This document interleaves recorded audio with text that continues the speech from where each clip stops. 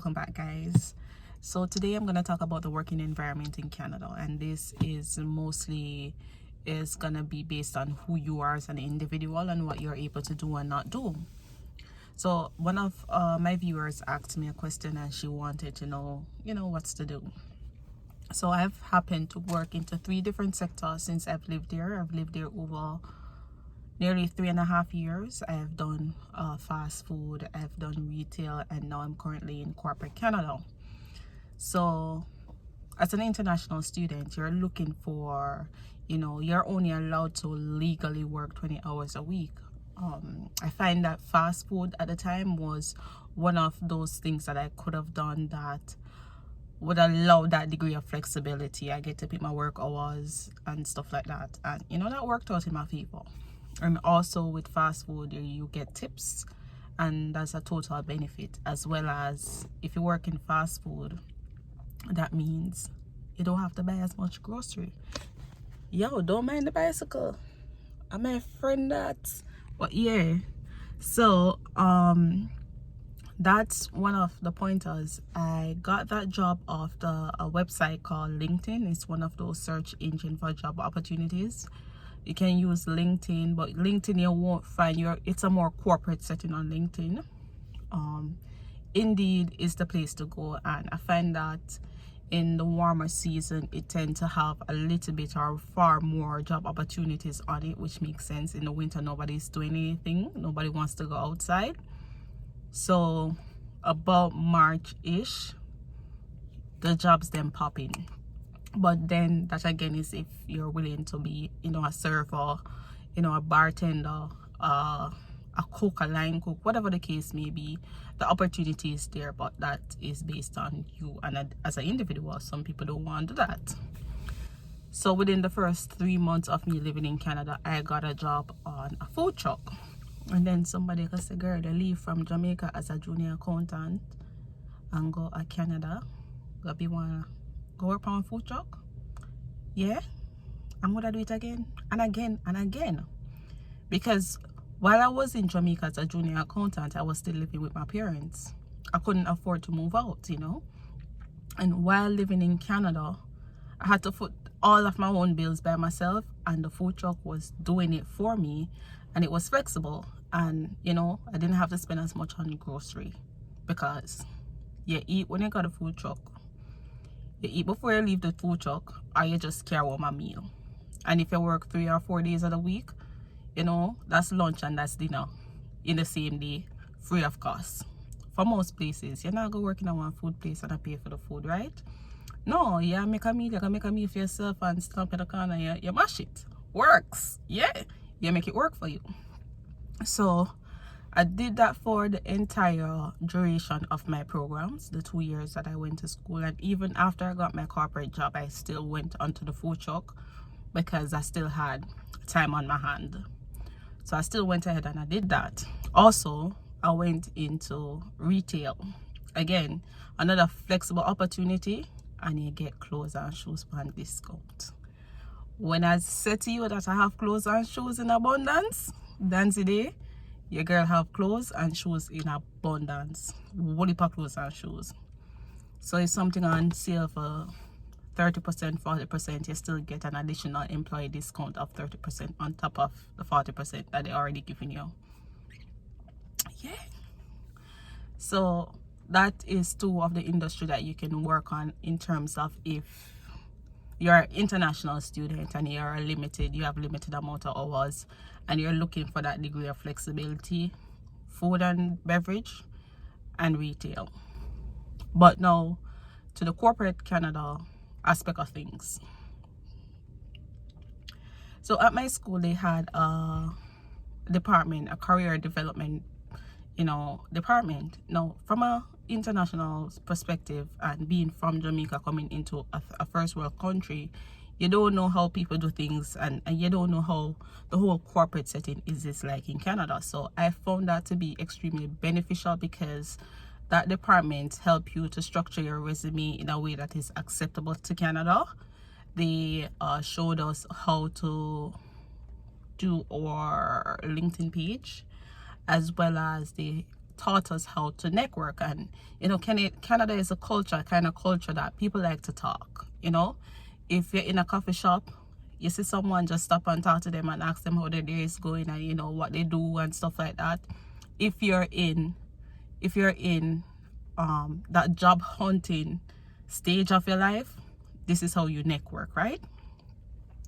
So they wanted us to craft our LinkedIn page a particular way to attract a certain audience. They showed us how to introduce ourselves to people on LinkedIn, as well as they had a mentorship program.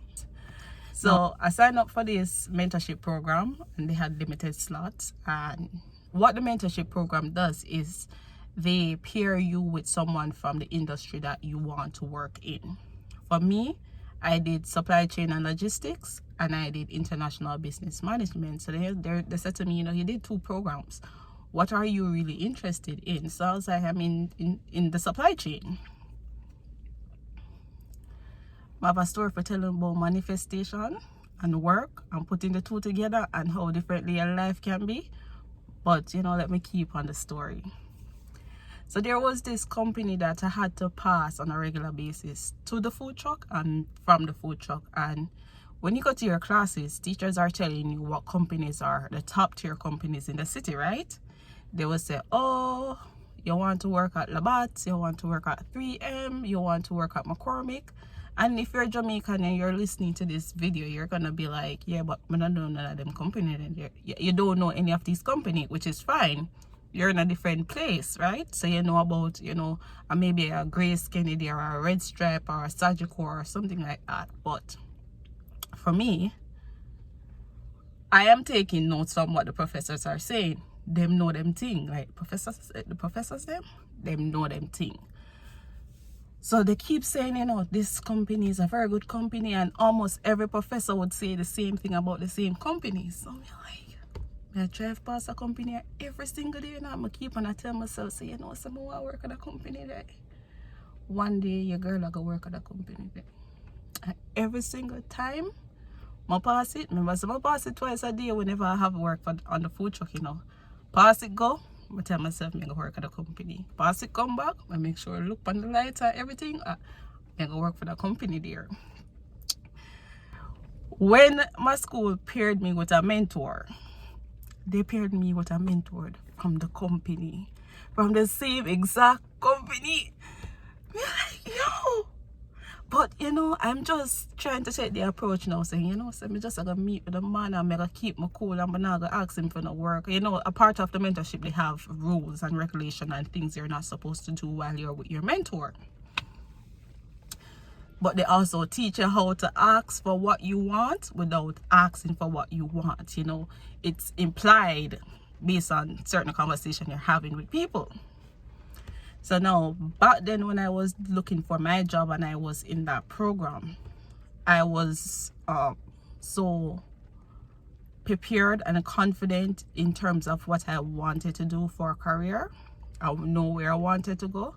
I know where in the next 1 year, this is where I'm going to be, or I want to be in the next 3 years. This is where I want to be in the next 5 years. This is where I want to be, and this is how I'm going to get there. Now, I had it written down. And when Daniel write down anything, just know, say, I can, you know, it's in my memory and I can talk it like it can go. So I said, all right. I met with the gentleman, the mentor, who is still my mentor today. I met with him and we sat for maybe, let's say 30 to 45 minutes at a Starbucks. And that day I had an interview somewhere else that, you know, I never know about, don't know the company or whatever, but, you know, a girl desperate and a girl want a corporate job. So, yeah, I had that interview and I went to that interview, but I met with the mentor first. Met with the mentor, and a part of the whole mentorship program is that you want people to talk about themselves. People like to talk about themselves, right? Give people the opportunity to talk about themselves, and then you try to pick something out of what they said and try to add your story to it, and now develop your context and try to push your initiative and your intention. So he said everything he wanted to say. I was interested in his story because he's in the industry that I want to be, and he's in the industry as top management. Man is a big deal. So I said, all right, now I'm at time for talk. You see when I start talk, I just start chip it off.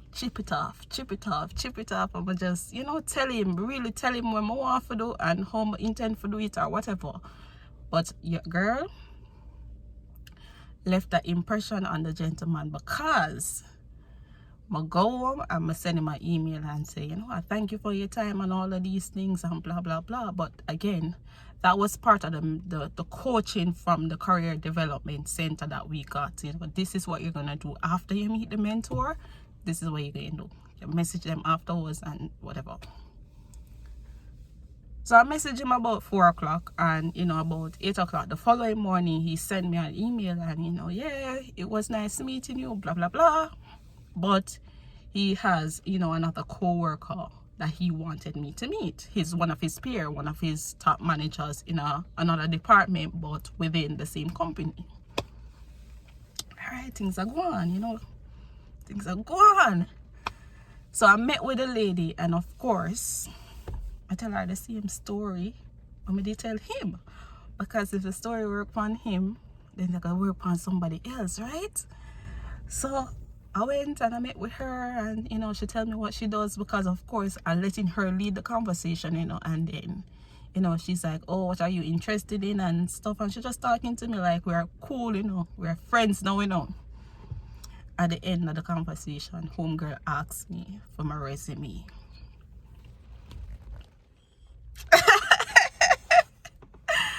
Yo, I said, all right. So at this point, me have about 20 resume printed in my bag, and she said, come on, just send me an email, it better, because then I can just forward it to HR, yada yada yada. Right? Boom, bam. Then HR kind of called me for an interview. Right? So she kind of never told me what the interview is going to be about, but she kind of implied like, this is what the department is and this is what the job is like. So if you have sense, and I mean have sense, I consider myself to be very sensible. I'm trying to listen to what she's saying, and I'm trying to prepare myself based on what she's saying without her being direct. She never dare be direct. She just say, have a casual conversation with, this is what the department is and this is what we do. So me go home, go research. I went home, did the research, and said, all right, do the interview, girl dress nice, girl smell nice. Fragrance is a bad thing, guys. Do not wear your perfume in the people in establishment. Them are going to tell us not to do it anymore. I got into trouble the second day of work for wearing perfume, or wearing very heavily scented perfume. Different place, different culture, follow the rules. So I did the interview, and I never hear back from them, and I'm like, yo, what go on, But I realized that, being in the company now, the same company that I had my eyes on, and how their process is like their hiring process takes a very, very long time. So in retrospect, I was being nervous, and I was being, overly paranoid about something because it was just taking too long. But it was also around Christmas time, because I probably did my interview mid-November. December out of it completely, because nobody not try doing the work in December. So me get the job. Your girl get the job, and your girl in the field at the company that I want to be in. So that is just how my experience went as along the way in terms of food and beverage, retail, nor corporate Canada. I mean, somebody else could probably have a different story for you, but I mean, I'm here to share my business, so I can't say what else is going to happen to someone else. But if you have the right attitude, you meet the right people, you have the right kind of conversation, I wouldn't suggest that you just literally go up to a person and say, hey, I want a job, give me a job. it's more like telling them what you're able to do and how you can fit into their scope of business, right? So don't lead with that direct aggressiveness and saying, yeah, I want a job and that's what it is. No, it's about building relationship in Canada. And I have a meeting with my mentor next week, I think, or maybe Friday. The same mentor, because even though I'm in the company, I still maintain that relationship with him. And I got into the company on an entry-level basis, and within a year I applied for a promotion into a supervisory role, and I get the role too. Girls get the role too. So I mean, you can make it, things are going. You have to just know how to work the system and make the system work for you, and you know, be positive, be very intentional about what you want to do and where you want to go. And right, I have to tell you guys about how I write things down and how, you know, I have a vision board and how I use the board and how, you know, everything that I've wanted to accomplish and how I've accomplished it. But that's a one different story. But yeah, that's just my work experience in Canada thus far. So like, share, subscribe, post notification bell, guys, turn it on, it's important. Yeah, and see you guys later.